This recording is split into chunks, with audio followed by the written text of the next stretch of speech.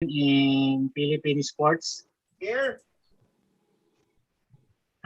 Of course, you all know na sa on air, this is our 52nd edition since nag-resume tayo last July, no, after the pandemic. This morning, usapang wushu tayo. Later on, ay usapang archery, usapang motocross, at of course, usapang football, no. Kasama natin this morning ngayon ang bagong halal na presidente ng Wushu Federation of the Philippines, ang ating kaibigan na si Mr. Freddie Jalasco. Later on, makakasama natin ang mga kaibigan natin from archery, si Coach Clint Sayo, at ang asing national archer, si Pia Bidaure. And of course, ang motocross champions, si Pia Gabriel at ang kanyang kapatid na si Ompong Gabriel. And ang ating kaibigan din si Anton from sa Seven Side Football. Maybe Ernest, before we start asking the questions, maybe we can ask si Sir Freddie Jalasco for his opening remarks. Sir Freddie, welcome po sa TAPS.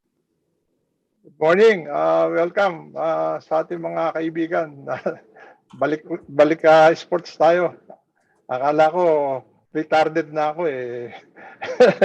Anyway, yun naman ang ano natin, for the love of sports, kaya nandito ulit tayo. And first of all, I'd like to thank you all for giving me the privilege para maging isang panauhin dito sa inyong sikat na programa. Good morning again. Thank you, Sir Freddie. No, Ernest, before we start asking the questions, no, again, gusto kong i-acknowledge ang ating mga sponsors dito sa ating usapang Sports on Air.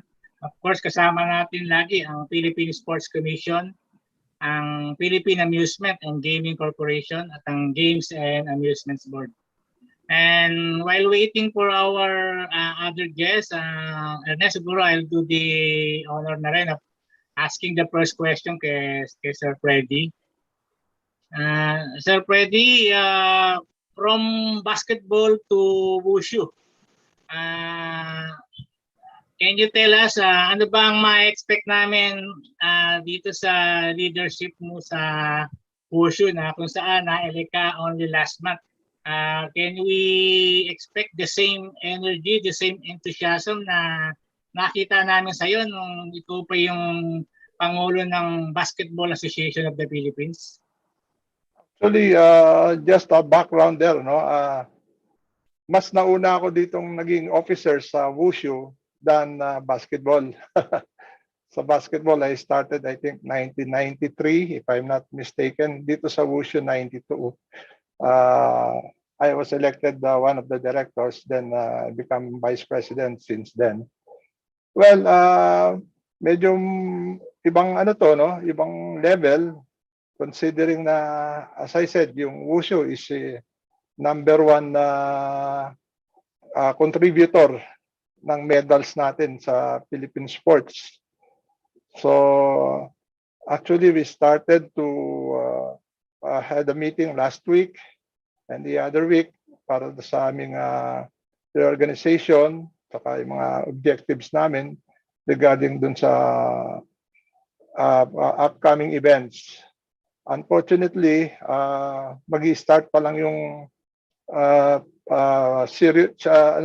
formal practice ng ating mga atleta, kasi ang problema rin namin na yung venue namin tawag dito, ni-renovate.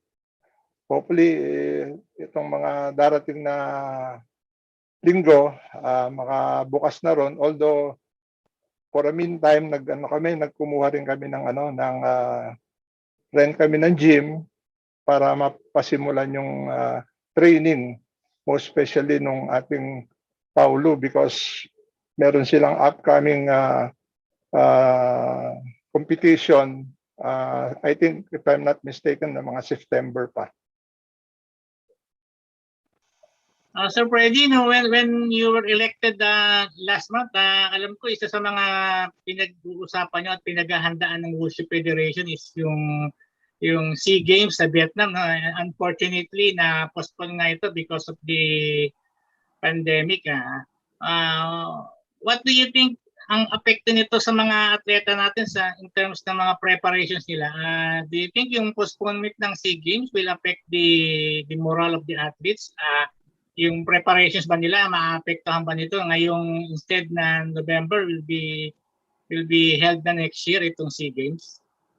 Actually, sabi ko nga, it's very fortunate for us, most especially sa ating wushu athletes. Because if I'm not mistaken, since the time na nagkaroon tayo ng pandemic na ito, talagang nahinto sila sa regular practices nila. Dahil number one, nag-uwian sa kanilang bahay. So nangyayari self-practice lang. Wala talagang group practice. Although continuously monitor naman sila ng ating technical committee na si Samson ko. But iba yung nasa gym at doon sila nag-iinsayo. Kaya sabi ko, magandang opportunity rin for us yung postponement dahil at least makabalik tayo ng full sa ating ensayo, lalo na ating mga atleta. Sir Freddie, nabanggit mo kanina na before we started na talagang kinonvince ka ng mga kasama mo sa Wushu Federation para mag-lead uli ng association. Right now, ano ang immediate target mo as president ng Wushu Federation? And ano ba yung pinaka main objective mo para gusto mo ma-accomplish during your term as president? Well, as I said, during the election, when I got elected, sabi ko, we have to continue enhance the level of competitions ng ating mga atleta. Because yun ang kailangan natin dahil medyo mabigat yung ating mga nakaraang presidente, puro gold yung, puro medals at saka anong pinoproduce nila. Tapos sabi ko, kailangan i-maintain natin yun at itaas pa natin yung level ng competitions. Because one of the goals also ng ating association is to help push you, no, na maging regular na sa Olympic sports. Kasi as of now, sayang like yung last Olympics sa Beijing, although we got a gold, but it's still ano pa lang yung tawag dito demo. But fortunately si Willie Wang got the gold, so sabi ko malaking chance talaga natin once na makapasok ang wushu sa Olympics. So that's the objective and goal right now of our organization. Okay, thank you for the answers, Sir Freddie. No? I'm sure yung mga kasama ko madami din gustong itanong sa'yo. Ernest, back to you.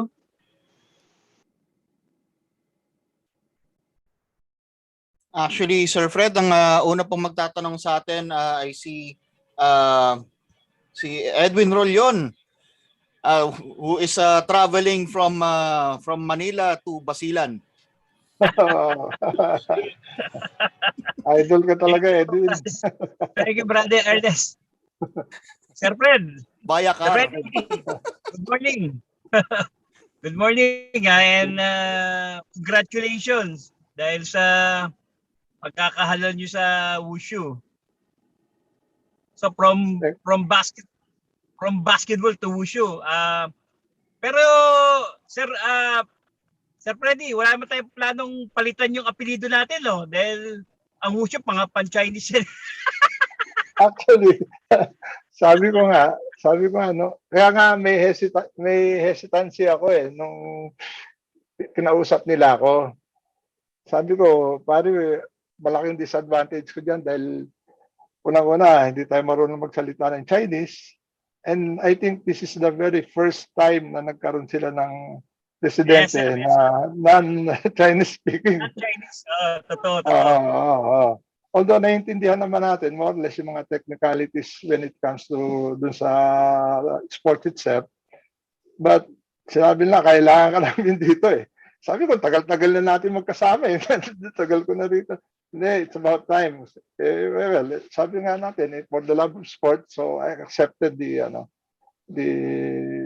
sila i-elect nila ako ron. Sir, kumusta naman po yung response ng yung the entire community? Wala naman kayo nakikitang baka mga struggle sa ibang grupo or sa ibang So far faction? naman, wala naman. In fact, I was very happy because yung first assembly meeting, 100%.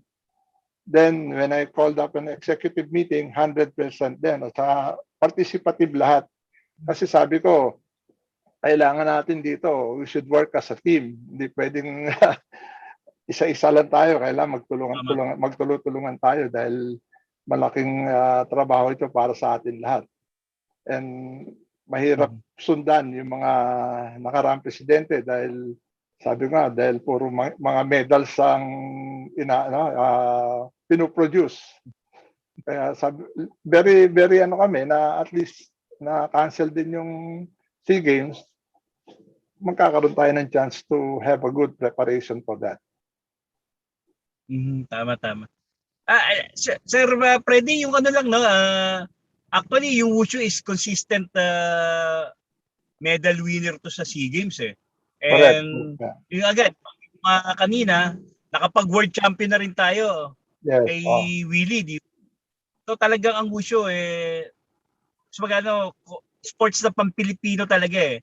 Pero so far medyo parang hindi namin nababalitaan yung consistency nito sa collegiate level. May mga plano na ba tayo na ipasok na rin yun sa mga NCAA, UAAP or any other collegiate leagues para yung grassroots na mas mapalakas? Actually, yun yung diniscuss namin the other week, regarding dun sa grassroots development program, most especially sa schools.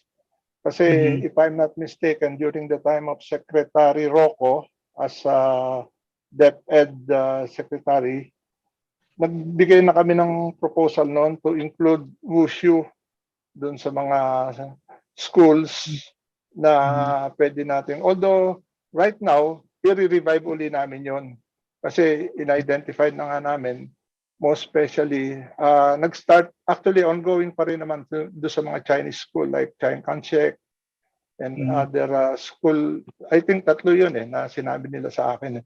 Sabi ko, i-revive natin yon for the grassroots development program natin.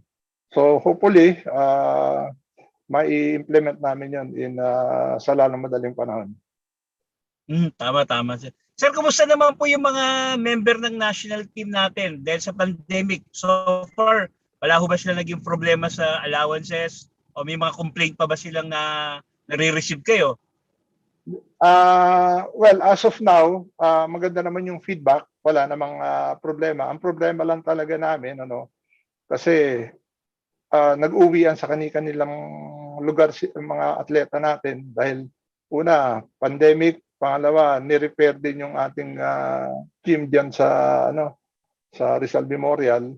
So humingi ako ng kay Commissioner Mon Fernandez.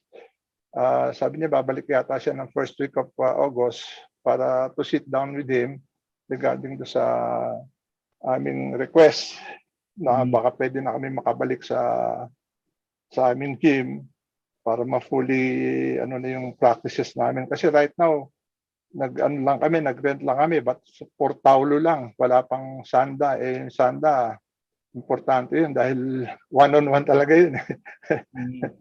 At least yung taulo, kahit na virtual, pwede mong i-monitor. Pero yung sanda, kailangan personal, nandoon yung trainer at saka coach. Tama.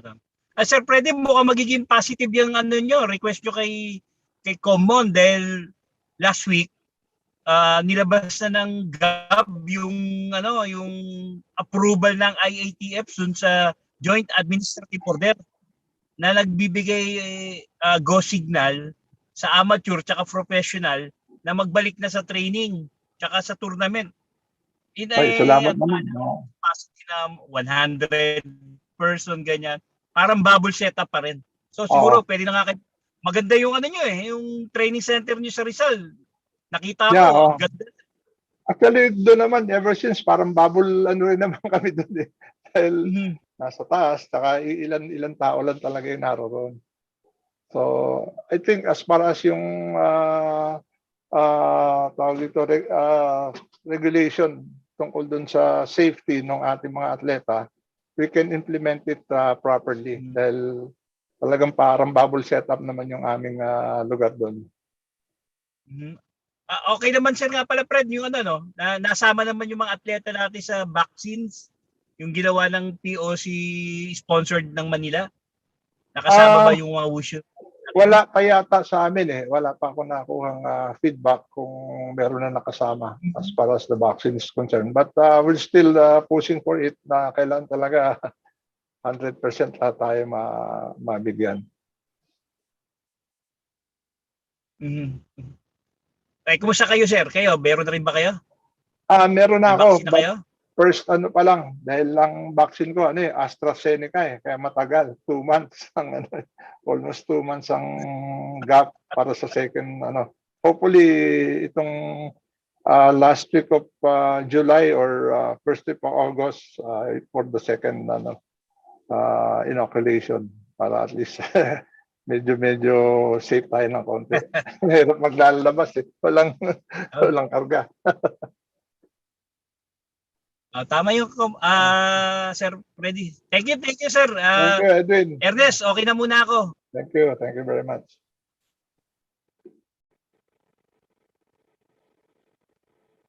Okay, Boss Edwin, maraming salamat sa mga tanong at ngayon ibabalik ko muna yung mikropono sa ating presidente na si Sir Ed Andaya para ipakilala ang ating mga dumating na panauhin. Sir Ed.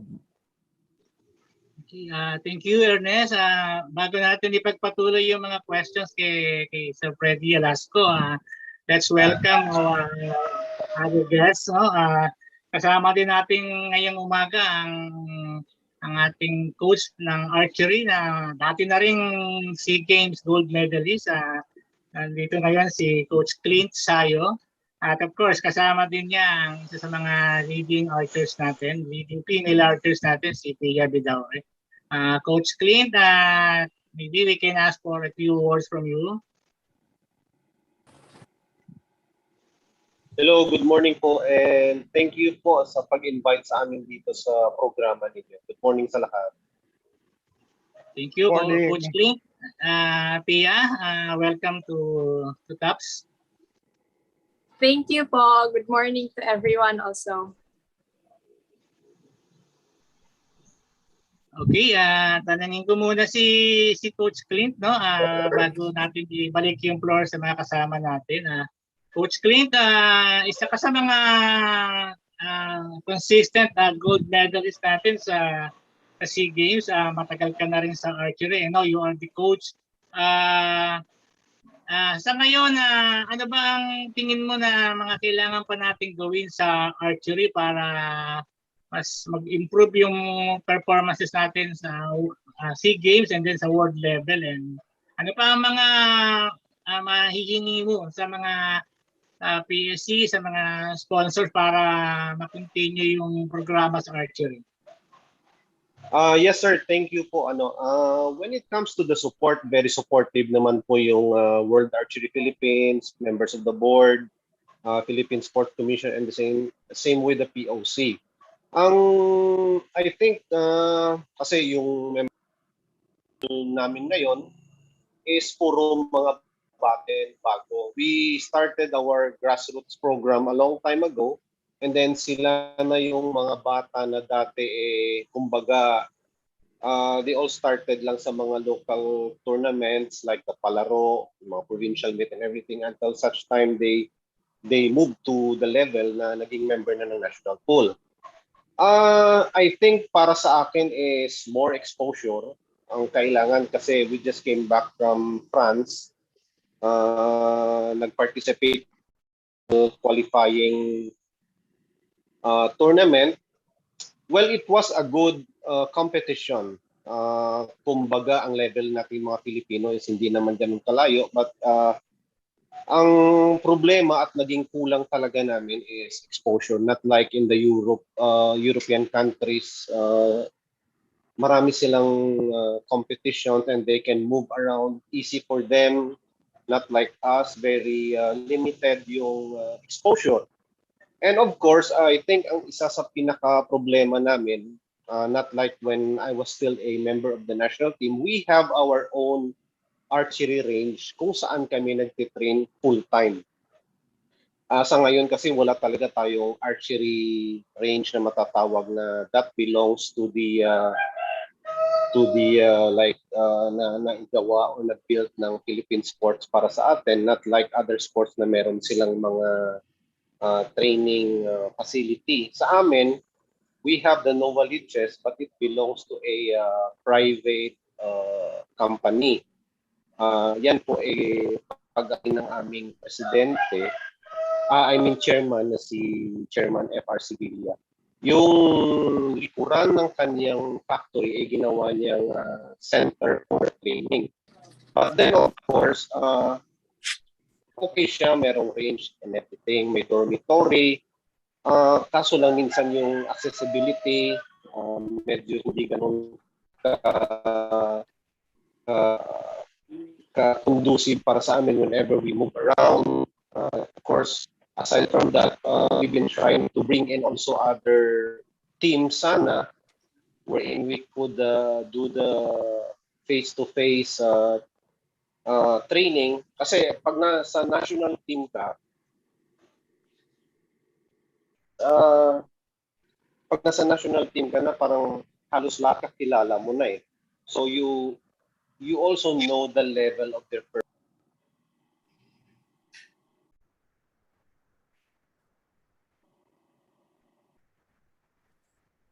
hello? Sorry, naputo lang ano ko. So, back, unlike some countries, whenever they wanted to join a something mas mataas dun sa level nila, they could just simply travel easily.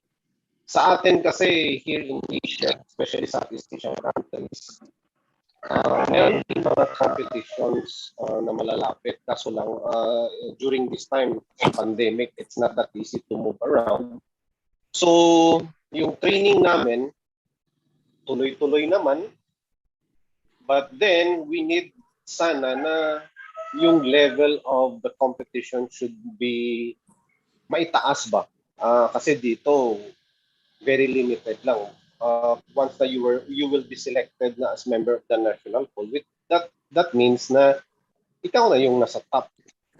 Hindi kagaya sa ibang countries na aside from the national pool, meron silang another team which they call parang team B, na whatever happens to the team A, meron silang kapalit na with the same level no nasa taas na team. So sa atin, yun yung kulang. We have the grassroots program, but then we don't have the team C, team B.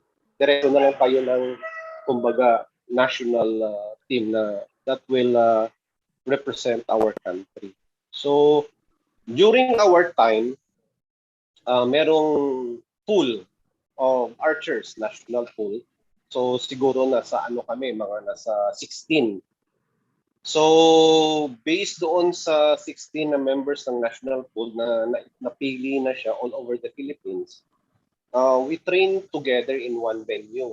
Wherein doon yan ginagawa sa UP Diliman dati, just beside the Human Kinetics building. So lahat ng members ng national pool are obliged to do the full-time training. So dati kasi sinasabi sa amin mismo na lang, sige, if you wanted to be in the national pool, you have to train full-time. So mamili ka, aral or training. So that time ako, pinili ko archery. Nag-commit ako. It's because I'm giving myself a time frame na within this number of years, I will be able to achieve what I wanted. Like, of course, everybody wants to be an Olympian and to be able to deliver a medal. But then, meron din ako mga frustrations na hindi ko naabot. Like in Barcelona, I was not able to go. Walang support, walang hirap eh. Hindi kagaya ngayon. Everything is so easy. Basta, I mean, the support is there talaga. So dati sa amin time, parang hindi ganun kadali. After Barcelona is merong Atlanta, hindi rin natuloy. And I think the last one was in Sydney na ano ako na nabigyan ng chance na sana maka-participate pero hindi rin ako. Ganun po. Coach Clint, natanong ko na rin kanina kay Sir Freddie ito, no?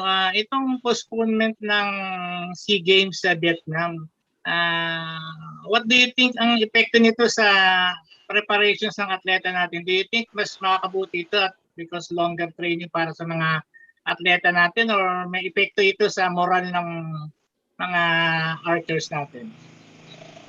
Sa side ko naman, I think meron siyang good and bad na effect. The good thing is that we will be able to prepare. Though kami hindi naman kami tumigil talaga sa pag-iensayo. Magmula nung nagkaroon ng COVID, umuwi yung mga bata sa kanilang probinsya and continued their training. Meron kami mga virtual competitions na sinasalihan. Local and international. And I think yung negative na effect is because everyone is excited and hoping na magkaroon na ng SEA Games this year kasi everybody wants to have a competition. Parang naghahanap, especially sa amin, naghahanap kami talaga ng mga competitions wherein kasi sa archery ang hirap eh. You really have to have somebody na ka-level mo or mas mataas na level sa'yo to train with and to compete with kasi para malaman mo kung ano pa talaga yung kailangan na dagdag para mapabuti yung performance level ng mga bata. Though in terms of skill naman, hindi nalalayo, pero kasi ang exposure talaga ang magbibigay ng magandang, kumbaga, level of performance. Doon namin nasusukat kung paano nila i-handle yung match play. Kasi pag match play, one-on-one na yan. So every arrow counts, every point counts. So doon, nalalaman ng mga bata psychologically, kasi ang problema minsan, ang kaba, mahirap, kumbaga, hindi mo kayang pigilan. But you can minimize and do some thing na paano mo ma-handle yung certain pressure, of course, with the help of the sport psychologist. And of course, as coaches, we tend to give them also the kung ano yung mga naging karanasan namin during that time. So, how to handle the stressors in the competition, during competition, before the competition. Kasi, ang hirap i-handle ng mga archers na sinasabi, Coach, alam mo, kasi merong parang sighter arrows. So, you have to shoot your sighter arrows para ma-zero yung sight. So, pag sabi na start of the competition and scoring, doon na, on the first arrow, grabe na yung kaba nila. Makikita mo yung reaction sa mukha nila na namumutla, nanginginig yung kamay, hindi nasushort minsan sa breathing nila, ganun. So, mga factors lang yun na those na sinasabi natin minsan na hindi siya madaling ma-overcome. So, it needs to have more exposure talaga sa competition.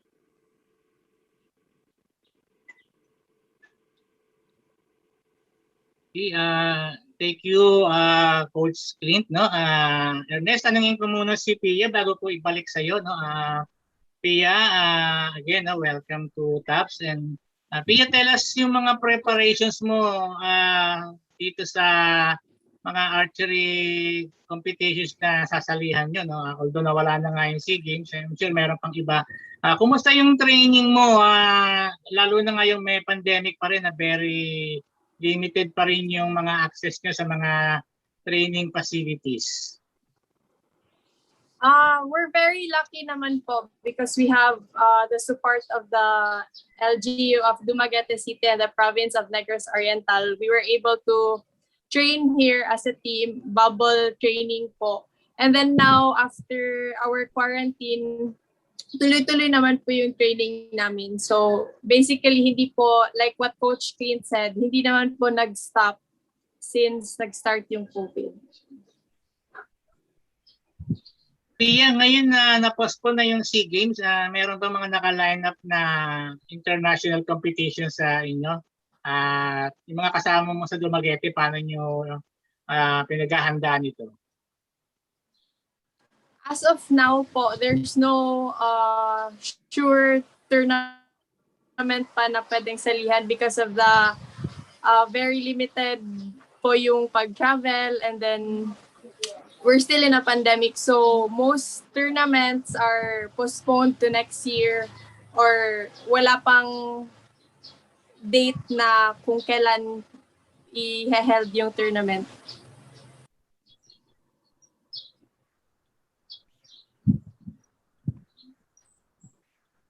Okay, salamat Pia, no? Okay, Thank you. before hello. Yes, Ernest, kasama na din natin ang ating motocross champion, si Pia Gabriel. Pia, maybe before na simulan namin yung mga questions sa'yo, can we request you, Pia, for a few words? Naririnig niyo po ba ako? Hello po. Okay po. Yes, okay. Narinig ka namin. Good morning po sa lahat. At totoo po ako nakabalik ako sa interview. Kahit Zoom meeting lang kasi dati face-to-face po na interview. So yun po, hindi makakasama yung kapatid ko si Ompong kasi nasa clinic po sila. Nagte-therapy po. So, Okay, thank you, Pia. Marami pang tatanong sa iyo later on. No? Ernest, yung mga kasama natin, marami silang gusto pang itanong. Okay, ang sunod pa magtatanong si Sir Fred Asiad ng Manila Times. Sir Fred. Hey, good morning everyone. Kay Sir Freddie muna. Ayo, good morning. Sir Freddie, hindi ka tumatanda. You look the same as you were 20 years ago. Thank you. Okay. Sir Freddie, gusto kong ano pa yung kailangan gawin ng Wushu Federation para makapasok talaga sa Olympics? Well, actually, binigyan kami ng input ni Secretary General Julian Camacho. I think we will start with the Youth Olympics ng Wushu on I think 2024 or 2026. So, yun yung yun yung simula, stepping stone yun for regular ng Wushu sa Olympics. So, kaya nga yun ang dapat namin tulungan na maging maganda yung performance ng lahat ng competitors para at least magandang dating dun sa So, yun, in fact, ang age yata nun is from 15 to 18 years old.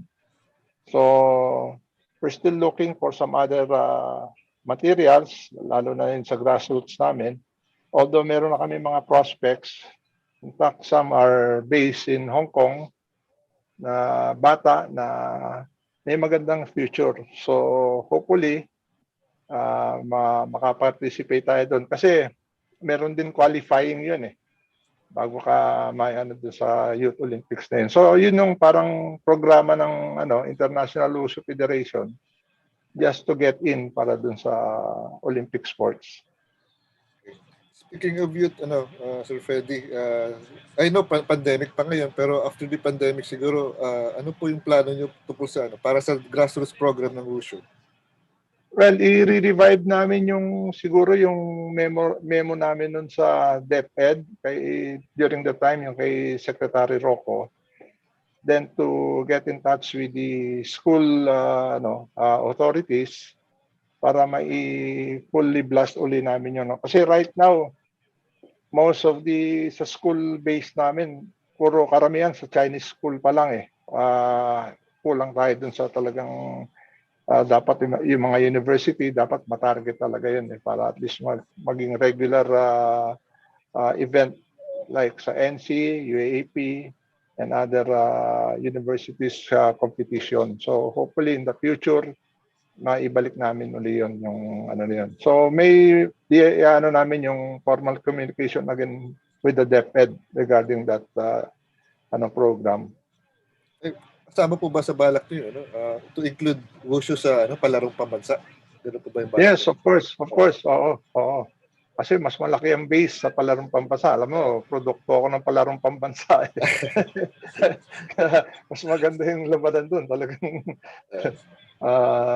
Talagang masasabi mong grassroots yun. In fact, during my time as BAP President, sinasama ko yung every time na nagbibigay kami ng clinic sa mga provinces, nagsasama ako ng martial arts like wushu, karate, and other kasi hindi kilala masyado sa sa mga probinsya. Ngayon nagugulat sila kaya nga lumakas din yung ng wushu sa probinsya kasi nakita nila dahil most special sa mga bata, natutuwa sila dahil yung parang naglalaro lang sila na yung mga tumbling ganon, na i-enhance yung kanilang sa tumbling nila. So at least kahit paano nakatulong. So alam ko na nakita ko na rin yung kung paano yung approach dun sa kanilang, lalo na sa grassroots development. So very last question, pero may iba tayo ng konti. Being a former basketball head yourself, anong masasabi mo sa current Gilas program natin? Well, okay as far as yung programa nila to start with.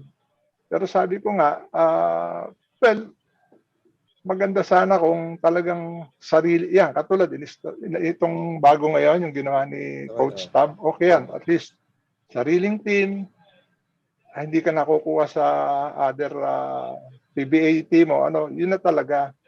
Kaya lang, ang mas maganda siguro kung sabi nga nila, I heard na ang target nila is to get into the Olympics, di ba? Parang ganon.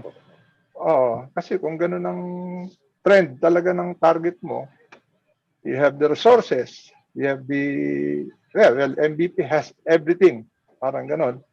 Kaya tama-tama nga siya yung naging head yan ng SBP because kaya niyang i-sustain yung isang team at kumuha ng mga field American o field European just to mapatibay yung team.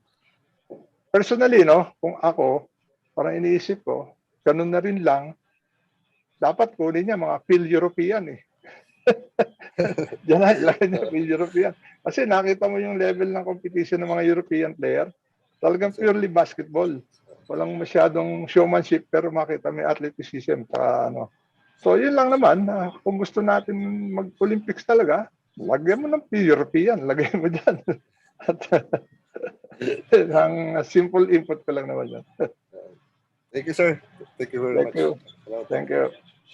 Next question kay Pia naman. Kay Motocross Pia. Dalawa kasi Pia ngayon.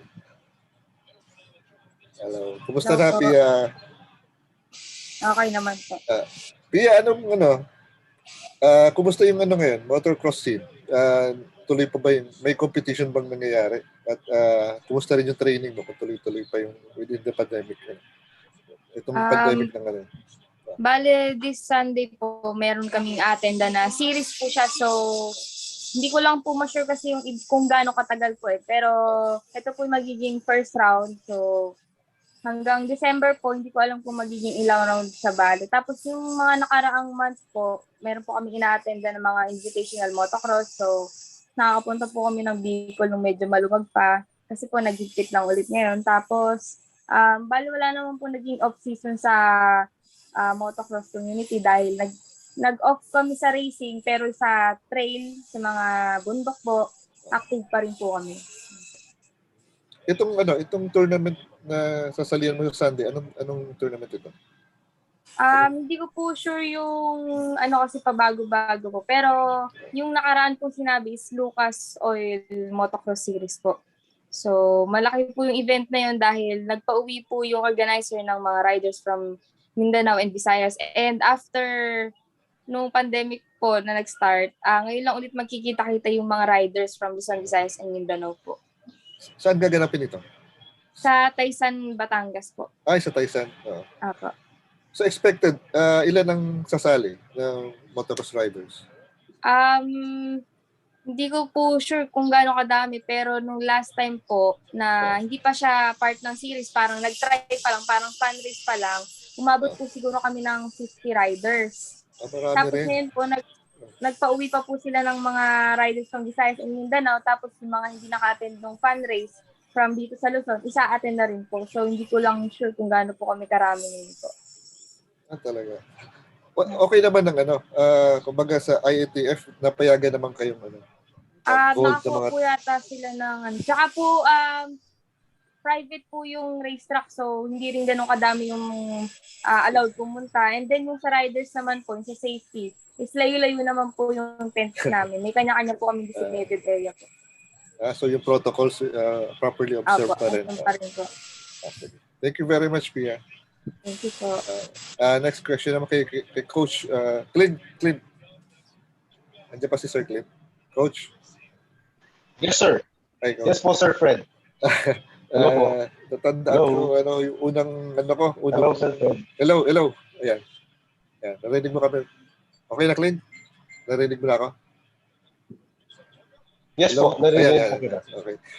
I remember yung unang year ko sa pagko-cover ng Philippine sports. Ikaw yung interview ko dati. So, doon pa sa UP.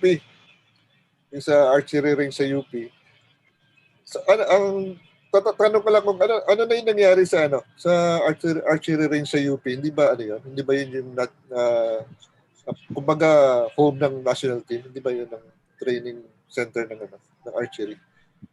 At sabi mo kasi wala kayong training ground ngayon.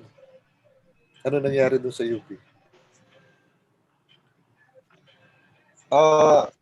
Okay, sir. Sir, ganito yan. Ang archery range or training center namin dahil sa UP Diliman, parang meron lang certain contract and number of years na pwedeng magamit yon. I think there is an agreement between the Philippine Sports Commission and UP nung panahon na yun. That was 1991. Kung 10 years siya then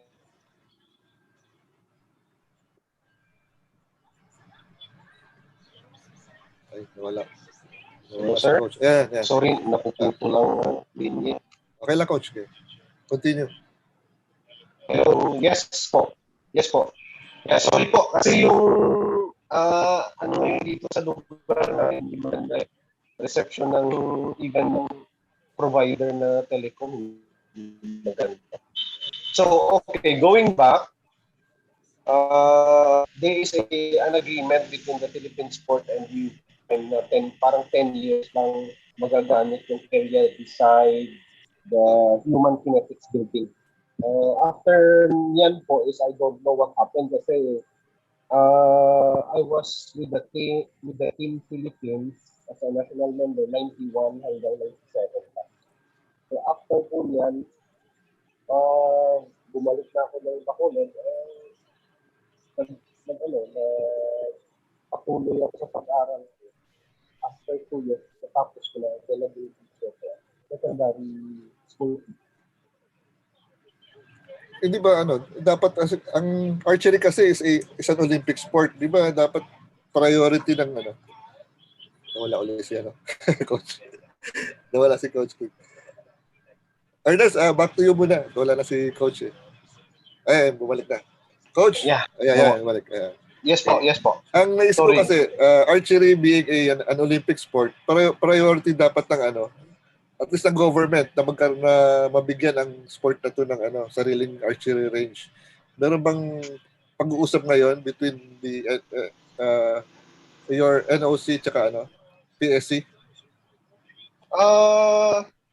Honestly po, wala akong idea, but I think in-work up po nila na karoon ng archery training facility talaga. Kasi sa pagkakaalam ko, sinusun po na yung secretary namin na si Sir Don Sombrio, yun talaga yung naging number one na parang objective na magkaroon ng archery training venue na that belongs to the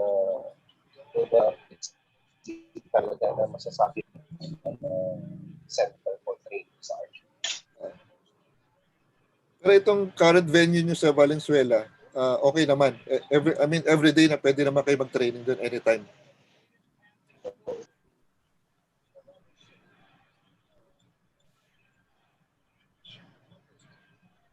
Coach? Hello, sir. Pakiulit nga po. Itong Sorry po. yung sinasabi mong current training venue nyo, okay naman siya. Everyday naman, anytime pwede nyong gamitin. Oh, yes po. Since ganito yan, kanya-kanyang umuwi ang mga bata sa kanilang probinsya. So, majority of the members of the national pool are from Dumaguete. Merong taga-Dagupan, and then there is one base sa US. Dito sa Dumaguete, very supportive yung local government, and of course, yung ibang mga bata dito is may sarili silang range. So, hindi naman naging problema yung pagpapatuloy ng training. And then, pag meron kaming virtual shoot, we gather in one place. It's because all over the Philippines. Then ginagamit namin yung stadium po dito na pinapagamit sa amin ng province of Negros Oriental. Of course, also the it's along the boulevard. So there is a playing field also where everyone is doing their sport activity. So archery, isa na rin din. Dito po sa Dumaguete, maraming archery na lugar, private, and that also belongs to the government na nagagamit namin. Thank you very much, Coach. Thank you. Salamat. Ernest, back to you. Okay, thank you very much, Sir Fred. We will now get back to our president, Sir Ed Andaya, to introduce another incoming guest as well. Sir Ed?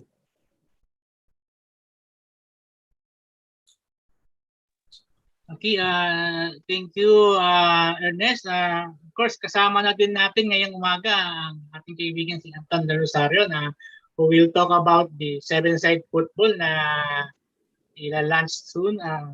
Anton, welcome back to TAPS. Can we hear a few words from you bago tayo magsimula sa project mo sa football? Hey guys, how's everybody doing today? It's good to see all of your faces again. A lot of familiar faces I haven't seen in a long time. Thank you guys for having me, always. Well, today I wanted to talk about our 7-a-side program and how we're looking to prepare for 2022, right? In 2022, we want to plan way ahead so that we could schedule out the whole year.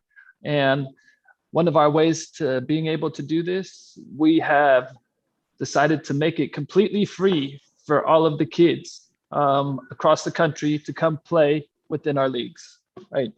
So when I say free, all kids who are playing for any team, all of the teams get to come in and join for free. So we would love to have, the kids who don't have the opportunity so much to come in and come play and participate within our leagues, because we want to provide that opportunity to be able to, play the sport, showcase yourself, and possibly turn into an ASCAL or a Maldita one day. Anton, what is the age bracket for this project that you are launching, and how can these kids join the program? So we've been running a program, which is the Sevens Football League, right? And we started 2018, right before the pandemic. We were in 6 cities, and we were having 300 teams across the country all playing on the weekend, right? Now we have spoken with AIA. AIA is, they're a devoted partner, and we love them for everything that they're doing for not just us, but football in the country, right? So I have to give a lot of credit to them to being able to make this happen. And because of that, we're able to we do kids from 3 years old all the way up to U17, so 16 and below. We want to start tapping into all the way up to U19s, right? But then, of course, our leagues, our oldest guy in our first division is 49 years old. So we have 3 years old up to 49 years old playing in our leagues, right? So it's a big gap of players. Anton, have you talked to the IETF regarding the health and safety protocols that you need for these kids to be able to join the program? And sorry, I also didn't say where they could sign up is online at our website, www.7sfl.com, right? You know, what's funny is that yesterday our group got together. I spoke with the other franchisees of the Sevens, where we are expanding into Batangas, Cebu, and I believe Makati, right?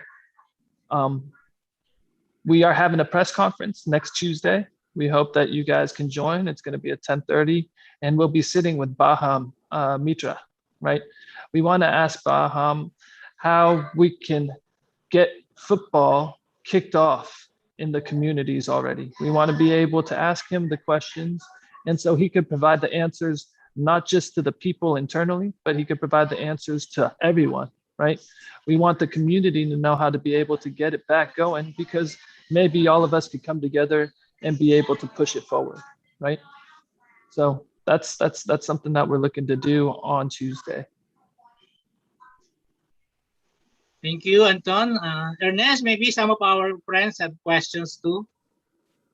Okay, next to have a question. Ivan, do you have a question? Ivan? Yes, I do. So first and foremost, I'm gonna go first to Sir Freddie. Still there? Ayun. Sir Freddie? Yeah. Yeah. I'm Yun. good. Yeah. Morning. So Good morning. my question is this. Because last Tuesday in another muna. Okay. So first and foremost nga, Kong Bambo said last Tuesday that pwede pa kayo mag-practice despite the post comment. So what can you say about that? I'm sorry. Come again, Ivan. Yun, sabi ni Kong Bumble sa PSA po nung Tuesday, pwede pa rin kayo mag-train, parang wini-workout pa yan despite the post comment. So what can you say about that? Well, actually, on our own naman, talagang we're looking forward na to continue our practices. In fact, hopefully, anytime this week, we'll start our training to a rented venue, of which isa sa building ng aming mga members. But sa ano lang yon, yung isang discipline lang yon sa Taulu. Ang mahirap kasi dito sa Sanda, yung contact sports, kailangan talaga nun well supervision kasi risky. Not like yung Taulu, we can do it also in virtual. In fact, meron kaming scheduled na seminars for technical coaches and athletes by October. So at least to upgrade the level of our technical coaches and athletes as well. Yun, thank you, Sir Freddie. To Anton naman, you mentioned that Baham Mita will guest on Tuesday. So what does that mean? Are we gonna see Sevens turning pro, or what's gonna happen? I wish one day, Ivan. One day we'll get there. Especially with the way we're growing and the interest that people have, right? It's very much a good push forward. And our whole thing with Baham is not so much Sevens focus, right? It's more the community and how the football community, because that's what we're getting a lot. We're getting a lot of questions on how can we get football started again? Why isn't PFF doing anything? What's going on? And so we want to be able to just step in there and be able to fill in that gap and provide that opportunity for the community to try and get this off the ground. Another question to Anton. So you mentioned 2022. You might start again. Are you trying to restart the seniors division in 2022? Oh, I mean, 2022. Currently I am in LA, right? And in LA, it is, they sort of opened up a little bit right when I arrived here, which was 2 months ago. And now, from that 2 months when they were just starting to open up and allow football to be played, some people still have masks on and stuff. But now it is completely open. It's almost like things are back to normal. And we at the Sevens, we hope same thing follows in the Philippines, right? We hope things start progressing. We hope eventually things open up. And by January next year, we will be able to sort of start back to normal. And that's where we want to kick off everything, right? In 2022. All right. So do you have any plans on where you want to restart your league? What place like? In all of the locations. So we'd be looking at kicking off in as many locations as possible. We're already looking to, we have letters already drafted out for each of the LGUs in each location. So we're really trying to push this forward. We have our health and safety protocols already drafted up, as we know, because we have Maharlika, right? So we know how the health and safety protocols should look. So we have that format, and we want to implement the same thing for our Sevens. And not just our Sevens, but everywhere. All right. I'll reserve my Maharlika question later. So thank you very much, Anton. Ernest? Thank you. Thank you. Okay, thank you so much, Ivan. We will now go back to Edwin Rolyon. Sir Edwin. Okay, good morning. First of all, hey Anton, may message kaming na-receive. You're so pogi daw. I'm trying to look like you, huh? Anyway, you mentioned a while ago that your planned tournament is free. When you call it free, from uniform, participation fee, and food, how do you call it? It's all free. When we say free, right? There has to be obviously limitations on free, but every tournament out here, they normally charge for participation, right? What I want to do, I want to take out that charge for participation, and I want even the kids who have teams, but they can't afford to join these tournaments. I want those teams to come out, and I want those teams to reach out to us, and I want them to be joining our tournaments, because now we want to be able to give them an opportunity to come out and play, to be able to experience the Sevens, right? To experience football at another level, And I think this is what the country needs, right? We need more people being open and experiencing more of this, because the sport will grow that way, especially at the youth level.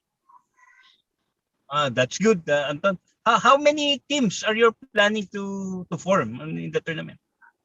Well, in each league, right? So in the BGC alone, we do 88 teams on one Sunday, every Sunday.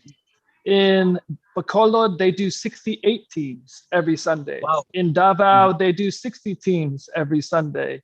In Pampanga, 32. In Muntinlupa is only 8, but then they're getting there. Iloilo is 16. So we expect, and that's when we were charging, right? Now that it's going to be free, we hope to fill out a lot of these leagues with minimum of 40 teams.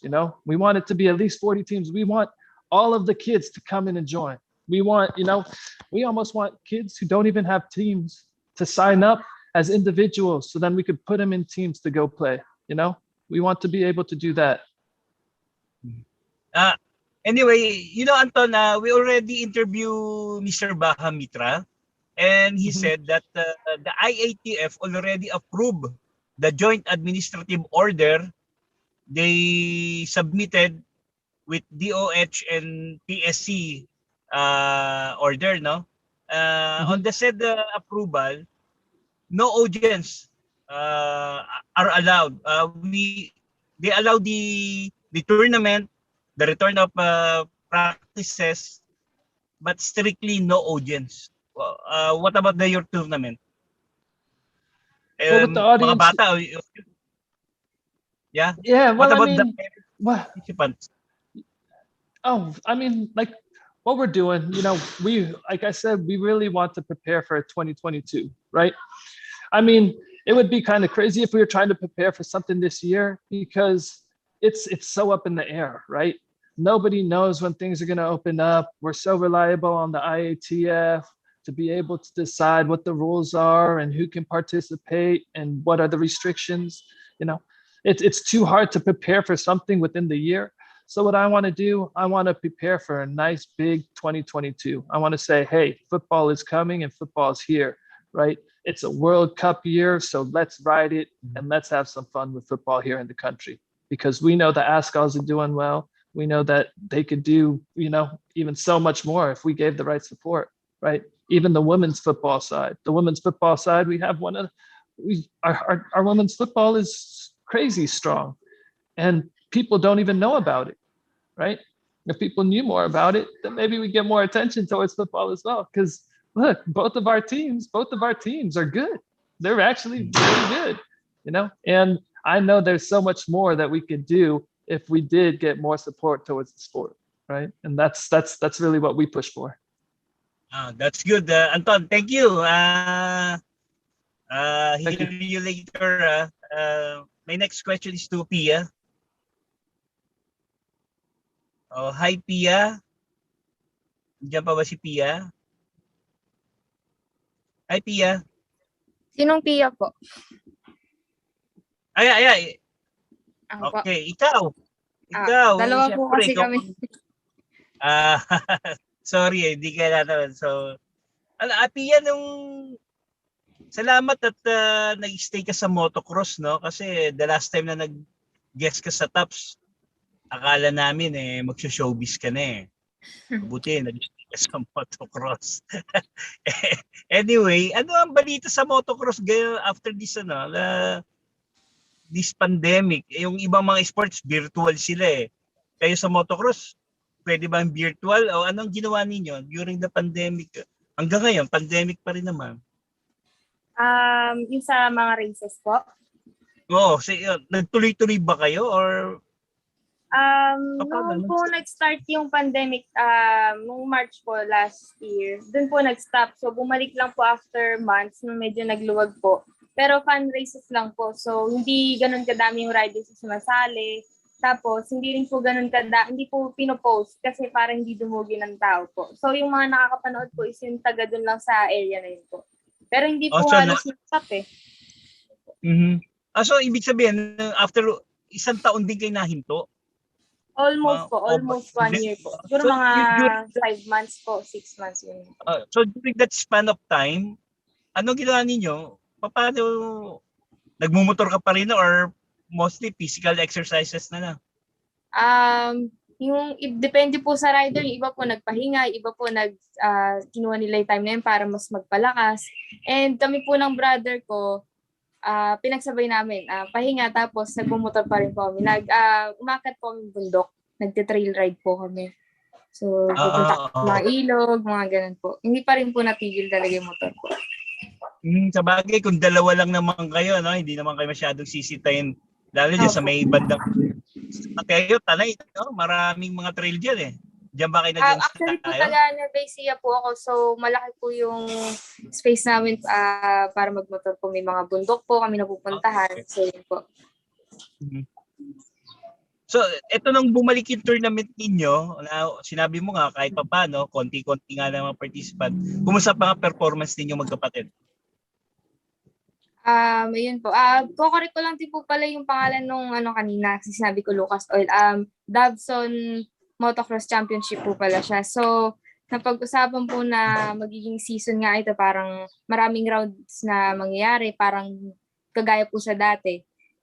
Bali kami ng kapatid ko. Nung nalaman namin na magiging series po ito, naghanda kami lalo na po yung kapatid ko. Yun nga lang po, nagka-injury siya ngayon. Nag-practice po kami last week, so na-injury siya. And ngayon, nagte-therapy po siya. And then mamaya rin po, luluwas na kami, papunta sa Tyson po. So, yun po. Kumusta yung naman yung pag-aaral niyo? Tuloy pa rin naman ang pag-aaral niyo? Anong year na ba kayong magkapatid? Ako po, nag-stop na po ako noong 2019, nung nag-start pa lang po yung pandemic po.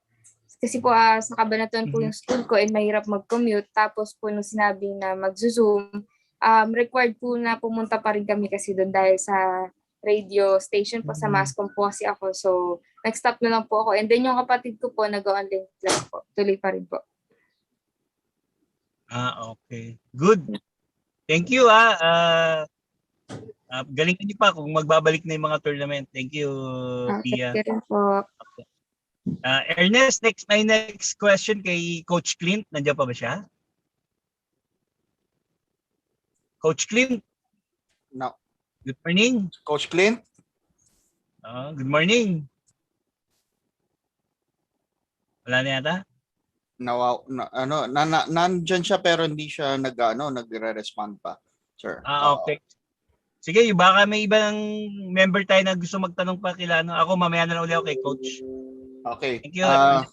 Sunod natin, sir, ngayon si Mr. Dennis Eroa. Sir Dennis, good morning.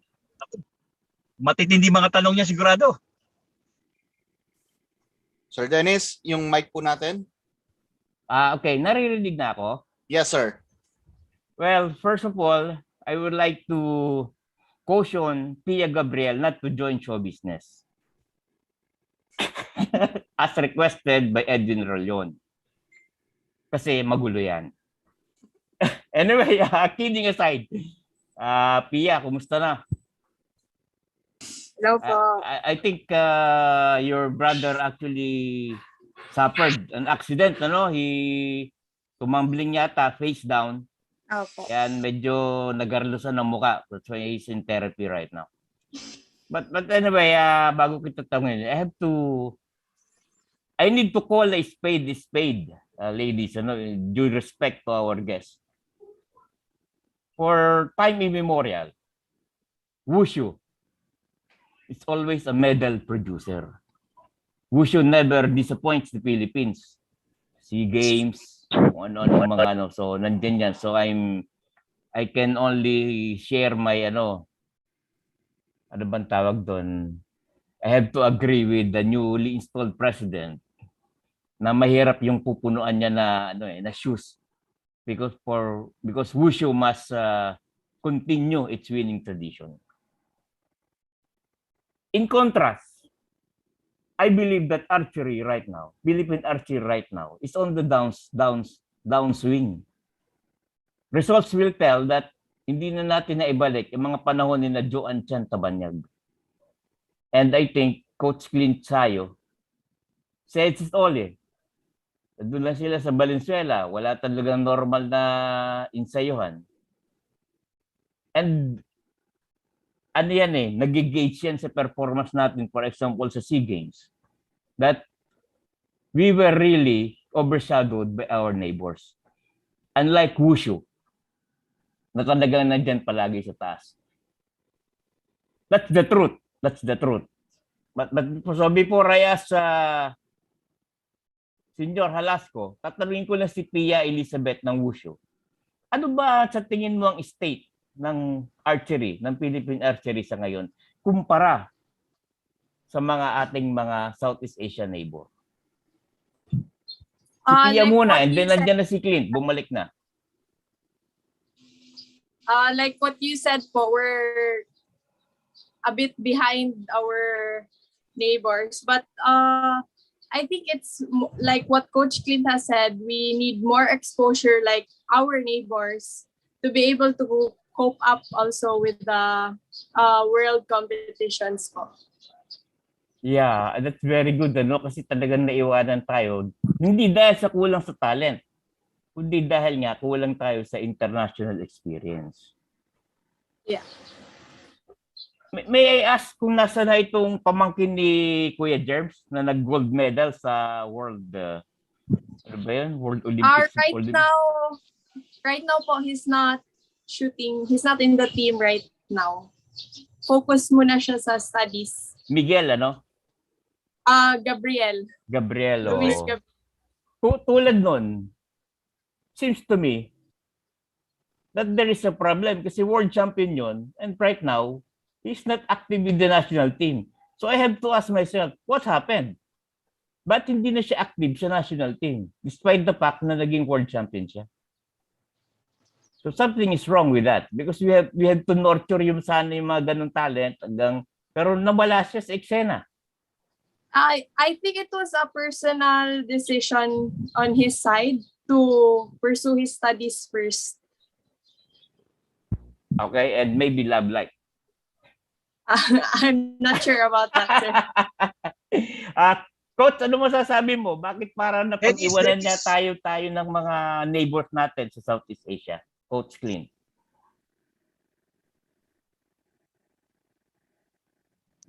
Coach Clint? Coach Clint? Nawawala si Coach Clint. Oo. Okay. Nawawala. Dennis. Pare. Tama yung siya sabi mo kanina, no? Actually, ang tingin ko nagkakaroon ng problema diyan sa archery. Dahil may mga grupo-grupo eh. Actually, may godfather sila diyan si Mr. Sibilia eh. Pero ewan ko ano nangyari, dapat matanong natin yan eh. May godfather sila na nagpo-provide ng development sa kanila diyan eh. Si Mr. Sibilia yung horse owner yan eh. Binigay ayan si Coach Clint oh. May tanong nga natin sa kanya. Coach Clint, may tanong lang namin yung ano ba nangyari doon sa Godfather program na ginawa ni competing noong araw at ibinigay na Godfather sa archery si Mr. Sibilia. Kasi nandun kasama kami umattend nung launching nung ano diyan nung archery range sa ayun nga yung sa Valenzuela yung pag-aari ni Mr. Sibilia. Ano nangyari doon sa Godfather na yan? Na program? Yung programa po na yan is wala akong idea kasi I joined the team noong 2017 lang. Bumalik ako galing sa labas wherein I coached the Saudi Arabia national team. 2017, bumalik ako ng Philippines. I joined the team. Pero yung mga programa wala po akong idea. But si Chairman Sibilia is still still 100% supporting archery. Doon po kami nag-train sa Novaliches whenever meron kaming competitions sa labas. Prior to that, doon kami stay since pandemic. Kanya-kanya muna kaming uwi sa kanilang mga probinsya. Ganun po. Okay. Thank you, Coach, and we hope for the best, for Philippine archery. Kasi I remember covering Joan Tabanyag and grabe yung during the time. So good. Kasi nabanggit ko ito, I think 2 weeks ago, I played golf with the former godfather of Philippine archery, and he was telling me all these problems, na nandyan yung talent. Kulang pa rin talaga sa suporta sabi niya Ano siya? I actually played a very crucial role in the last 2 games. Kasama ko siya. I will not name him. Anyway, pumunta ako kay Freddie Jalasco. When it comes to Philippine sports, you are no longer new. Hindi ka nga battle scared battle scarred. Dahil sa ika nga ano na yan sanay ka na dyan sa mga kalakaran dito sa Philippine sports. Sir, sa pag-upo mo bilang Pangulo ng Wushu, ano ang dadalhin mong filosofiya dyan? Ano ang dadalhin mong thought na ito ang dapat natin gawin para ma-maintain ang dominance or ang spotlight sa Wushu? Talaga namang hindi binibigo ang Pilipinas kahit sa mga tournament. Hindi lang SEA Games. World, yung mga school-based na ASEAN school-based, nandiyan yung Wushu At saka sir, paki-update na lang, sino ba ang mga nandiyan pa sa national team so far ngayon? Well, as I said, in fact, ang mantra namin dito sa Wushu is to promote and develop the sports of Wushu sa entire country. And as well as the objective, as sabi ko nga kanina, objective talaga is to enhance and improve the high-level competitiveness of our athletes. Then the goal should be help Wushu maging regular sport in the Olympics.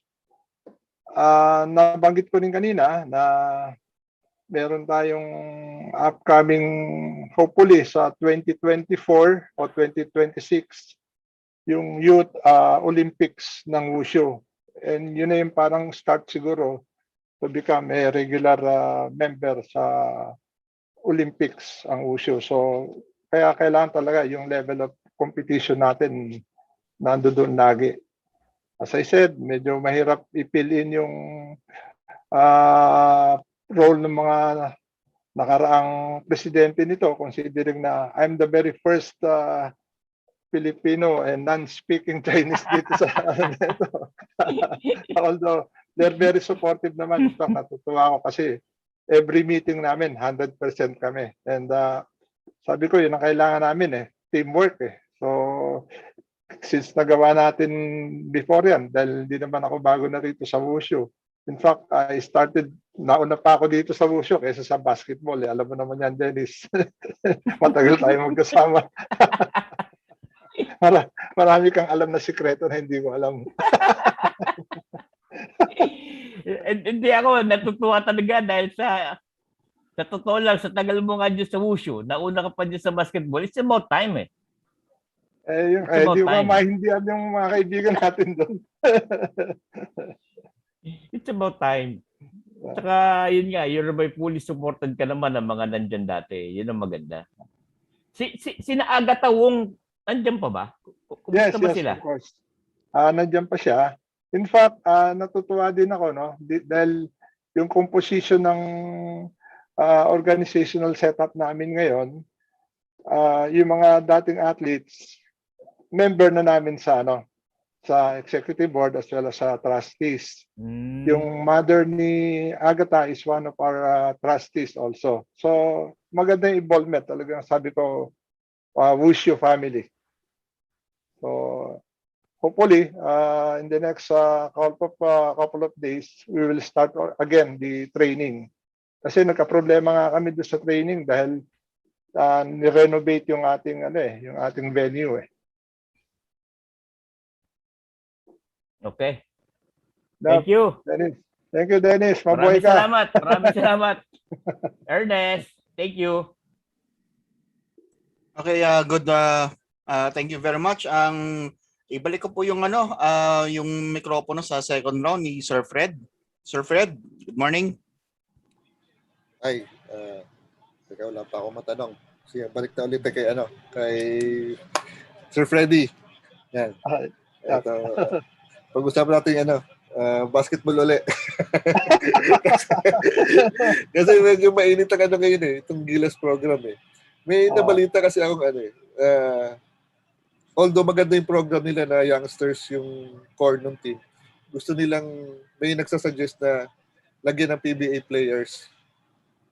Sa tingin mo ba, hindi kaya ma-defeat yung purpose nila na magbuo ng isang solid team tapos haluan nila ng PBA players?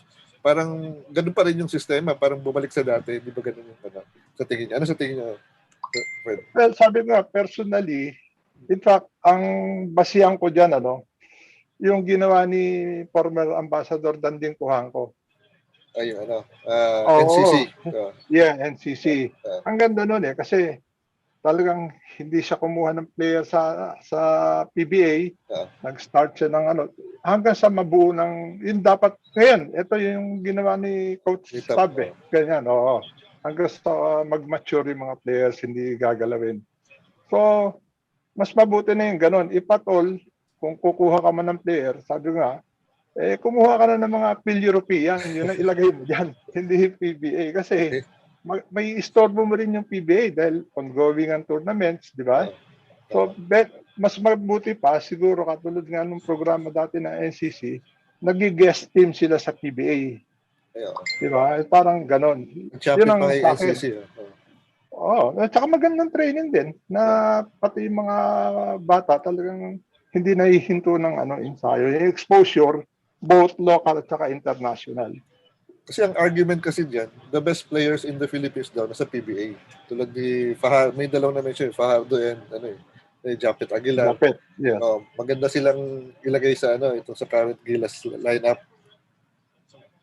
Pero tandaan din natin kasi sayang naman yung programa na ginawa ni Coach Tab focusing dun sa yung mga bata. Nasasamahan mo ng medyo nasa prime na nung nila. Maganda yung sabay-sabay silang umaakyat eh. Kasi experience-wise, maganda yun. Talagang sama-sama silang, kumbaga makikipag-gear tayo, sama-sama tayo. Ganun.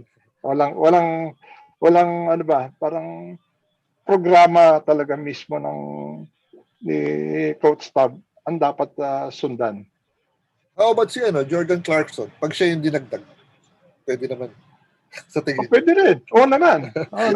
Welcome. Welcome. Oo naman. Welcome yan. Well, sabi ko, depende nga sa programa nga ni Coach Tab kasi the way I look at it, talagang nakita mo, ang ganda panoorin ng mga bata na mag-start sila, yung cohesiveness ba nilang na-establish, nandoon hanggang sa mag-mature sila. Okay yun. If at all nga, kung magdadagdag ka, talagang I suggest talaga, sabi ko, ulitin ko ulit, European ang kunin natin. Talaga European. Thank you, sir. Thank you very much. Thank you. Kay kay Anton. Anton, how are you? Very good. How you doing? I'm fine. I'm good. It's good to see you again. Anton, you're speaking about 2022. Do you have a timetable for this? When do you plan to start? 2022, we're hoping to start January. So we want to kick off in January. How we started the pandemic, right? We were actually supposed to have a tournament called the Campeon Cup, right? I held it once before where we take an all-star team from each of our leagues and then we fly them to one place, right? We were supposed to have it in Cebu where we were going to have a team from Davao fly, a team from Bacolod fly over, a team from Manila fly over, and then we had one more from Iloilo, all flying to Cebu. And unfortunately, that same weekend is when the pandemic hit, right? So that's how we want to start off. So we'll be starting off with the Campeon Cup, and hopefully we'll also be able to bring a team from Pampanga as well. Yeah. So, wala namang problema sa interest from all these provinces. Are they willing to join? I mean, yeah, what's great is that we're seeing teams sign up every day. Teams keep on signing up and keep on signing up. So, I mean, the more teams that sign up, the easier it is to schedule and plan for next year. Well, that's if the pandemic is allowed by the Exactly. But I mean, it's better to plan. It's better to plan than it get there. Time's open and everything's available, and then you start planning from there. So at least everybody has something to do right away. Will you going to require vaccination sa mga players? That's something that we will definitely be looking towards that. We will be pushing towards the vaccination, because I mean that makes it easier. So people who have the vaccination will definitely find a way to be prioritized and stuff. So then we could keep the venues and everything safe. Open space naman yung field niyo, Yes. Siguro yung restrictions medyo ease na to. Yeah. Hoping for Hopefully. Hopefully. We got pray for the best, right? Pray for the best. Okay. The football players are hungry to play once again. Everyone. kahit kami sports writers, we're very very much hungry to cover games regularly. Right. I mean, what's good is that the PFL, right? PFL is supposed to be kicking off soon too. So when the PFL kicks off, so hopefully we'll get some football going. So at least we'll be able to watch some The PBA will kick off tomorrow, no? Tapos, Yeah, that's awesome. You know, that's great. PVL, marami ng ano. Okay. Yeah. Kaya, good luck to you, Anton, and hopefully matuloy-tuloy na yung program natin for 2022. Appreciate you, Sir Fred. Thank you. Okay, thank you. Ernest, back to you. Okay, next to ask questions, we have Gerard Arce from Bulgar. Gerard? Yun, good morning. Yun. Kasi na, di mo na ako mag-open, mamaya-maya na ginagawa. Good morning po sa lahat. Happy birthday po, Sir Ed. Si Ivan din. Po, saka, si Ivan, happy birthday ni Ivan. First question ko kay Pia Bidaure. Yun, para hindi malito. Dalawa kasing Pia to eh. Okay. Buti wala si Ma'am Pia, yung senador, para tatlo na kayo. Okay. So, yun. Kasi, di ba nag-Olympic qualifying kayo last time? So, hindi pinalad. Pero yung kapatid mo, si Monica, parang muntik na, no? Muntik na si Monica. Opo. Tama ba? Opo. Kasi, knowing tapos na yung Tokyo. So, ang preparation nyo, yung parang mga next SEA Games na, then Olympics. Talon tayo sa fast forward tayo sa Olympics sa 2024. Kasi ilan taong ka na ba, Pia? Right now, 22 po. Yun, 22. So parang bata ka pa nun. Sa mga panahon na, sa tingin mo, ano yung parang, syempre, lahat naman tayo gusto makapasok sa Olympics. So ikaw, sa tingin mo, ano yung parang magiging preparation mo? Saka paano ka, sa tingin mo yung kailangan mong punuan, bukod dun sa, syempre, yung international exposure, medyo, sabi nyo, mahirap yun na makuha. Pero sa sarili mo, ano pa yung sa tingin mo parang mga bagong pwedeng alamin na technique o parang para ma-improve pa, para makuha mo yung inaasar na slot para sa 2024 pa? For me, I think it's mostly on the mental training kasi tuloy-tuloy naman po yung practice namin, shooting and cardio exercises, weight training. So, more on the physical, mental training na po. And then dagdag pa kasi last time we were almost there. So parang continuous but dagdagan pa po namin yung training namin. Ayun. Nung Olympic qualifying, ano sa tingin mo yung parang nakita mo? Na parang nakita nyo ng grupo nyo? Siyempre curve yata yung sumali, di ba? Recurve lang yung sumali, tama ba? Apo. Yeah. So ano yung parang nakita nyo sa mga nakalaban nyo na sa tingin mo parang magiging magbe-benefit sa inyo, makakatulong sa inyo para makakuha kayo ng karagdagang kaalaman o pwedeng maka-improve sa inyong skill level? Mostly po kasi yung mga nakalaro namin, they were, before going to the Olympic qualifying, they were already, pagka-start pa lang po nung season, nung outdoor season, they were already joining most of the, if not all, most of the tournaments lined up before going to the final qualifying. Kaya that's what we think nakulang po sa amin. But as what we can see, iba-iba po kasi ang technique per athlete. So there are also naman po from our coaches, we learn from them, and nakikita naman po sa mga websites like World Archery, they showed those top archers naman how they shoot, what they do, so we can also learn from them. Ayun, Coach Clint. Okay. So, naman tayo, atras tayo sa SEA Games. So, hindi na tuloy yung SEA Games ngayon, no? So, next year, ano sa tingin mo? Kasi parang last SEA Games, parang isang gold lang yata tayo last SEA Games, eh. So, next SEA Games, itong sa 2022, hopefully, sana meron ng timeline, may date na. Ano sa tingin mo yung parang chances nyo against dun sa other Southeast Asian countries? Kasi sabi mo parang yun naiiwan yata kayo. Diba? Sabi niya parang gano'n. So sa tingin mo, etong sa susunod na SEA Games, ano yung chances nyo ngayon? Parang makakakuha na ba ng medal or may higitan nyo na ba yung mga nakalaban ninyo? Nobody wants to join thinking naman po na hindi mananalo. So we're still very positive and we're hoping that things open up para we can all get together as a team, train together na in one venue po. Ayun. Nandiyan na ba? Thank you, Pia. Nandiyan na ba Thank you po. si Coach Clint? Coach Clint, nandiyan na po ba kayo? Coach? Wala ata talaga si Coach. Coach, text na lang Mahirap po ata yung Hello po. Yes po. Sorry kasi hindi maganda talaga yung signal ko ngayon.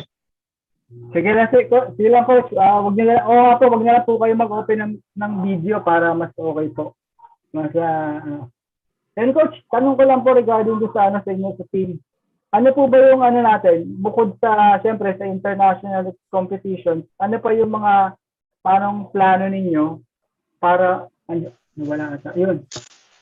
Ano po yung mga ibang plano ninyo para po mas ma-improve pa po yung team? Yung pound, saka po yung sa recurve. Ano po yung mga ating mga plans bukod sa international and grassroots? I think yung pinakakailanganin lang namin right now is to train all together. Kasi mahirap mag-train ng hiwa-hiwalay.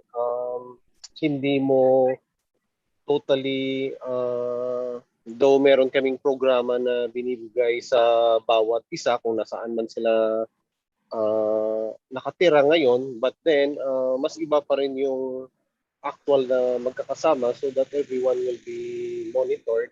And then, of course, more face-to-face na competition yung inaano talaga, yung pinupush ko kasi iba ang actual sa virtual. Pag virtual, hindi mo nararamdaman yung kumbaga yung intensity ng competition. So ganun lang po. I think yun lang yung mga dapat kailangan, and then exposure natin internationally dapat mas marami. Not necessarily na it has to be world class, but syempre dito sa mga neighboring countries natin like the Malaysia, Indonesia, marami silang mga competitions na ginaganap.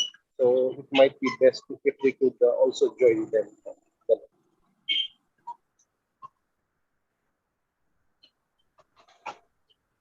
Ayun, Coach. Thank you po, Coach. Ay pong salamat, Coach. Thank you din po. So, sorry sa connection ko, nawawala eh. Okay lang po yun, Coach, kasi talagang mahirap po talaga signal. Ano po? Thank you po, Coach. Thank you po. Boss Eves, talon ako kay Sir Freddie. Sir, good morning po. Good morning. Sir, kasi parang ang wushu po kasi parang sir, nakakapanibago po kasi normally sa wushu ang harap namin si Sir Julian Camacho.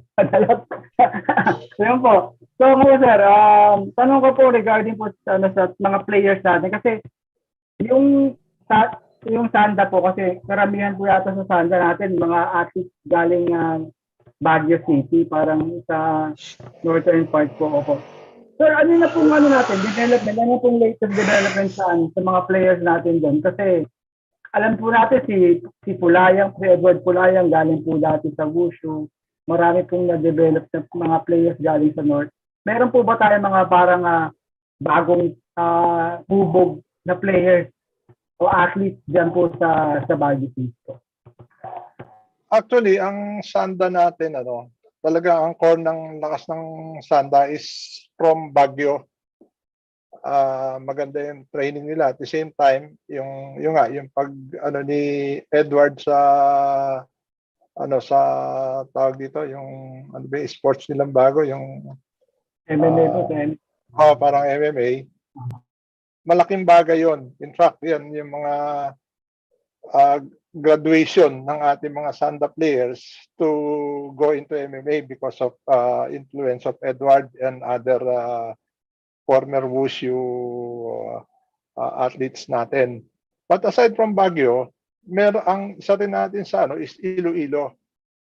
Producer din natin ng Sandayan, same as in Davao. So yan yung mga pinagkukuhanan natin ng mga grassroots development for Sanda. Right now, ang problema nga, because of this situation, nahinto tayo doon sa ensayo ng Sanda. Because ang Sanda, kailangan talaga may full management na nag-ano yan. In fact, ipatol dapat meron din mga medical na tumitingin because full contact yan eh. Not like sa Taulo, pwedeng virtual. In fact, may upcoming tournament tayo sa Taulo in September. So hopefully mag-start na uli ng full-time practice. Kasi naging problema natin din in the past, yung venue namin ni-renovate diyan sa Rizal Memorial. So hopefully na rin. In fact, we have a meeting with Commissioner Mon Fernandez come first week of August para ma-discuss regarding to sa aming situation. Buti na lang nga nakaganda rin na na-cancel yung ating SEA Games. Kasi mahirap yun, magkakaraming tayo. Considering na medal ang wushu lagi. Baka ako first time na uupo ako, wala tayong makakuha. Hindi magandang welcome. Kung matuloy po, kung sakali po, natuloy po yung SEA Games, paano po yun nga pala? Ano po yung plans nyo nun? Nung kung saan kayo magbababol? Same pa rin po ba yung plano nyo nung kung sakasakali po? Kasi kung quarter po ng 2020 yun, so parang yung inyo pong parang timetable, yung inyong para sa mga athletes, mga bare month po yung start ng training nyo, tama po ba? Yes, saan correct. Po parang plano nyo na, saan po yung plano nyo na venue para sa inyo? Actually, meron na kaming ni-rent na venue ngayon, pero kulang yun eh. So, siguro, ang feedback naman sa akin, yung venue namin dyan sa Rizal Memorial, tapos na yata eh. So, it's just a matter of proper communication, yung kung kailan kami pwede makapag-start. And hopefully, the next couple of weeks, maibalik na namin. Kasi yung mga equipment din, yun din ang problema eh. Yung paglagay doon, ang bibigat nun eh. So, yun, yung sa venue, as far as venue is concerned, right now, may magagamit kami, pero more on Taulo, hindi pa sa Sanda. So, sa Sanda, in the coming next couple of weeks siguro, makapag-start na rin kami. Yun. Kaya nga po kasi parang nakaka-pressure po dahil ang nakuha niyo po ngayon, number 1 po kayo last SEA Games. Correct. Kaya medyo tough sa akin yan dahil number 1 tayo last SEA Games eh. So, ngayon itong darating na sa Vietnam, sabi ko, kailangan hindi tayo mawawala sa top 3. Pero sir, yung mga players doon, sila pa rin? O ano? Yes. Intact pa naman. Andiyan pa naman yung mga players natin, intact pa rin naman. Yung talagang nahintulan talaga yung regular practices nila. Okay. Yun po sir, talan po ako, magpapalo up po ako dun sa tanong ni Sir Fred kanina regarding sa basketball naman. Matala na po mayo. Opo, may iba lang po. Sir, yung sa parang niya po, parang sa own opinion niya po regarding po sa recruitment ng mga natin athletes. Kasi dito naman po sa Pilipinas, yung grassroots naman po regarding basketball talaga pong non-stop, saka po masyadong malaki po.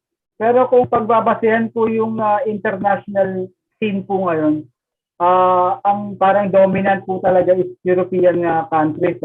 Para po yung nagiging trending ng lahat. Sir, yung sa tingin niyo po sir, meron po ba kayo po ba, may nakikita pa kayong mga parang Filipino-European players talaga na parang pwedeng mag-boost sa lineup ng Gilas team? Well, specifically, wala akong idea, no? But sa dami nating mga Pilipino na nasa iba't ibang bansa sa Europe, I don't think na wala tayong makukuha. For sure, meron yun eh. Meron yun. Hindi lang siguro properly na i-scout kasi kadalasan nag-i-scout tayo sa US eh.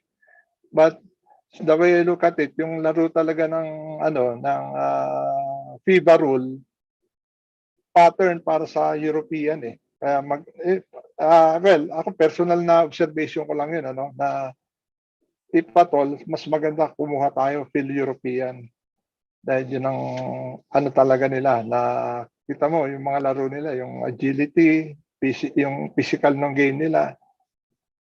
In fact, sila itong mga upcoming natin yung nasa Gilas ngayon, kung magti-train yan o mga exposure nila sa Europe, lalong maganda, gaganda mga katawan ng mga yan. More especially si Kai, kailangan niya talaga ng katawan eh. Dahil nasa gitna siya eh. Kailangan natin dominant center. Ng basketball, height. Buat sana ko na-approve yung during my time na meron tayong sinabit nun sa FIBA nun na gawing 2 division yung basketball, di ba? Na merong unlimited yung open, which is yung ginagawa ngayon. And at the same time, magkaroon ng second division na 6-6 below. So yun, malaki pag-asa natin doon.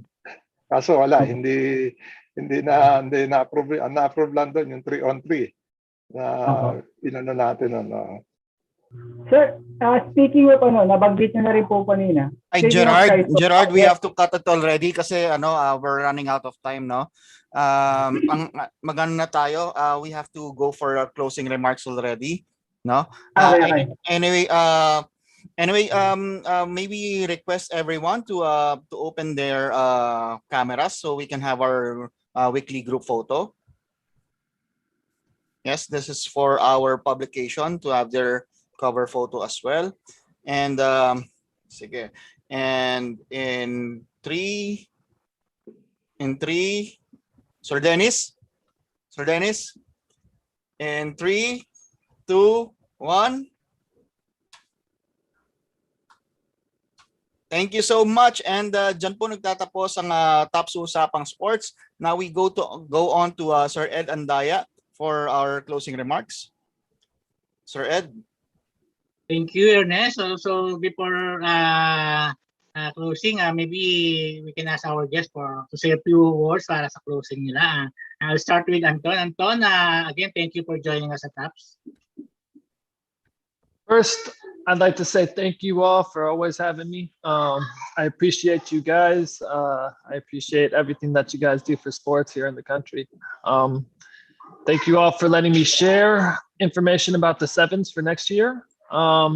We're really excited about this. We hope that more and more teams and youth teams sign up. And whether or not you guys are planning on joining, we would still like you guys to sign up because we do want to create a database for football players. So then we'll be able to retarget them, to make them fans of, any upcoming games and let them know what's going on in the football world. Okay. You guys take care. God bless. Thank you, Anton.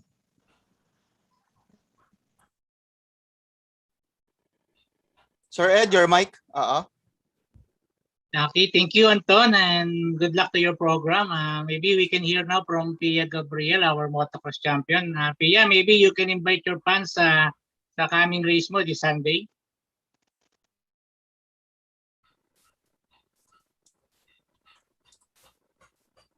Yeah, Pia is still there? Ano na, nagmomotor na. Hello po. Ayan po. Yes, Pia. Maybe you can invite your fans na manood sa Sunday sa motocross race nyo, no? Inimbitahan ko po lahat ng nanonood kahit hindi motocross fans, baka po wala kayong ginagawa, malapit kayo sa Quezon, Batangas. So, isa po sa big event po yun ng racing, lalo-lalo na po ngayon dahil nag-stop yung racing. So, siya po yung first big event after ng nangyari yung COVID. At kayo rin po, baka po merong hindi masyadong busy sa inyo, baka po pwede rin pumunta kayo, yun po. Sa Taysan Pia. Batangas po. Pia, Po. gusto ba love life mo? Kayo pa ba? Ha, wala na po. Iba na po. Joke. Thank you, Tara, yun Pia. po. Thank you rin po sa pag-invite Thank po. you, Pia. So, So from one Pia, we go Joke. to another Pia, no? Pia Bidaure, our national archery champion. Pia, maybe your messages sa mga fans mo din. Thank you po. First of all, thank you for inviting me, and I hope everyone stays safe during this pandemic. See you soon face to face po. Hopefully. Thank you, Pia. Coach Clint Sayo, again, thank you for joining us dito sa TAPS.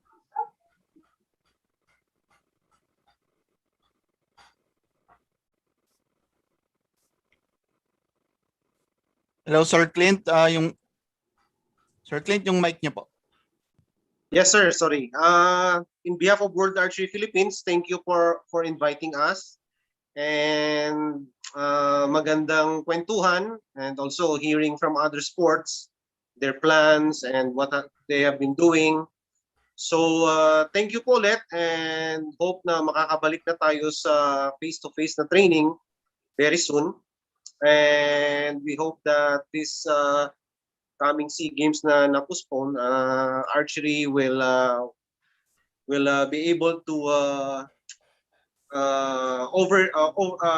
malalagpasan namin yung performance namin in the past, or maibalik namin yung dating performance ng archery sa Southeast Asia. Thank you po.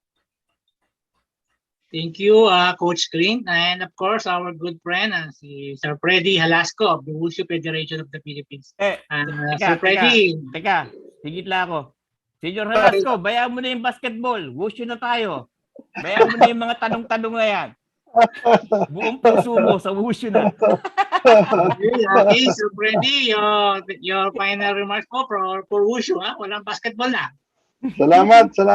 Alam niyo naman, ang puso natin nasa sports eh. Kaya lahat pwede. Anyway, thank you very much for the welcome reunion sa ating mga kasamahan dyan sa sports world. So hopefully, maging matagumpay tayong lahat, and keep safe always. Salamat, President Ed, at sa ating mga katoto. Dennis, wala kang kakupas-kupas. Thank you, Sir Freddie. Thank Salamat. Okay, thank you, Sir Freddie.